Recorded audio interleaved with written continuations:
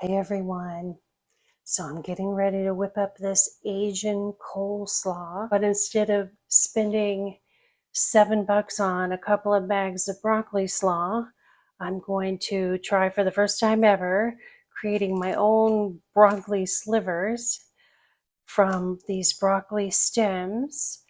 And I already have green cabbage, red cabbage, and shredded carrots. So the only real hard part is going to be trying to chop these broccoli stems in matchstick sizes. It calls for 2 bags of ramen noodles. You can use any kind. And then sunflower seeds, sliced almonds, and you make a dressing that is olive oil, apple cider vinegar. I have found that red wine vinegar tastes better. Brown sugar, and one of the seasoning packets from the ramen. I thought I'd show you guys. I got out my mandolin. Why not use your funky appliances when you're doing odds and ends recipes, right? This is making long strips that I am then going to slice into matchsticks. That took about 3 seconds. Mandolin broccoli, I have stacked these slices up like cards. And by the way, I put it on the widest setting, which is a 3 on mine. And I am just going to cut long matchstick size slices in each of these stacks. And then I'll cut those maybe in thirds. They say the majority of the nutrients of broccoli are in the stems, so I think that eating broccoli slaw is a good thing, especially if you've made it yourself. All right, the next step is to saute the chopped up ramen noodles, sunflower seeds, and the slivered almonds in melted butter. And I have the butter melting over there in my skillet.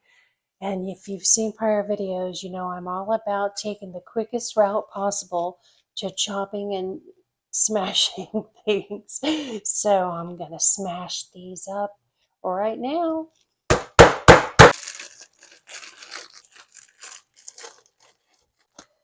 I'm going to use one of these seasoning packets in the dressing, and the other packet I'll just toss because I'll never use it. And the recipe calls for 1/4 cup of slivered almonds.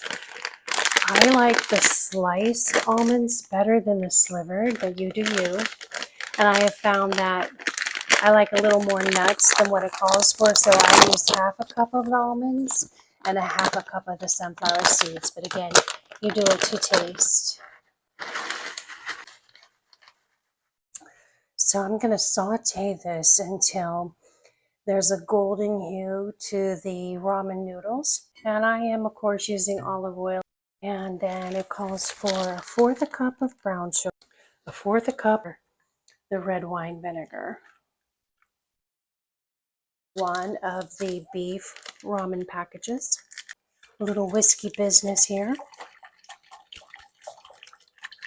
All right, so here is the ramen with the sliced almonds and sunflower seeds.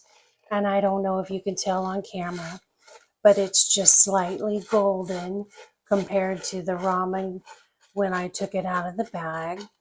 So what I did is I melted the butter, threw everything in there, and just let it sit for a minute with the heat on.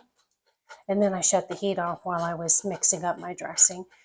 All right, so this goes in with your veg. So I'm going to toss these noodles and nuts with my veggies before I add the dressing. This is definitely a big bowl of salad, but let me tell you what, I love this stuff.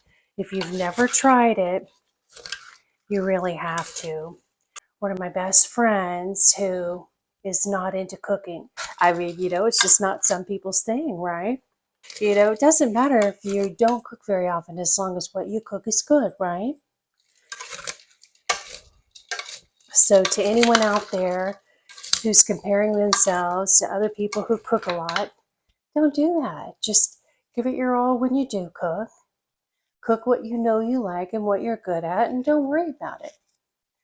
just feel confident that you've got a couple of dishes in your back pocket that you know you can whip out that people love.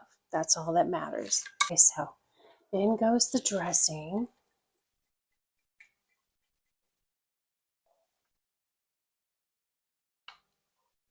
Looks like a lot of dressing, but boy, that's a lot of salad. That's got to be 12 cups at least right there. And with this salad, you want a faint gloss on everything, but you really don't want it drippy. But that's what it looks like. Can't wait to eat it.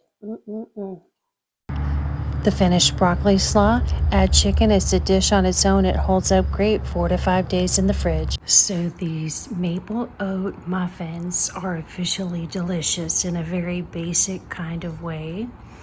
You know, the only flavoring is the maple butter and cinnamon.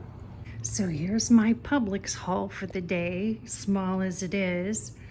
I had to go to get corn because I'm making the chicken tortilla soup, and believe it or not, out of all these bins of frozen veggies, somehow I went through all the corn without realizing it. And then there were 3 little Ibotta deals that I snagged, so let's go over that real quick. First, the corn was on a BOGO. 1 bag is in the soup. These 2 goods, Publix has those on sale this week. Today is March 14th, $1 a bottle. And there is an Ibotta rebate, $1 per bottle, up to 5. So I got these for free. Of course, I paid $5 at the register and get $5 back from Ibotta, but that's an immediate rebate. Then the So Delicious yogurt, that was $1.99 at Publix, and I got a $1.50 rebate back from Ibotta. Ketchup, it was $2.87 at Publix, and I got $2.50 back from Ibotta. So my total Ibotta rebate was $9, which I'll put up here so you can see that. And of course, you can't have chicken tortilla soup without any tortillas. And we used up both of those Mission tortilla bags that I bought in February. And here's my receipt. Prices are crazy, of course. That was the cheapest bag of tortilla chips in the store. The next closest was $5.99 for Tostitos. Just insane. So my total was $18. I'm getting back $9 from Ibotta. I saved $9.43 at Publix, so call it a net spend of $9 today. Can't complain about that. On with the soup. This chicken tortilla soup turned out so good. The YAs were raving about it. And I made a couple loaves of white bread to go with it, as well as through the rest of the week. This turned out pretty well.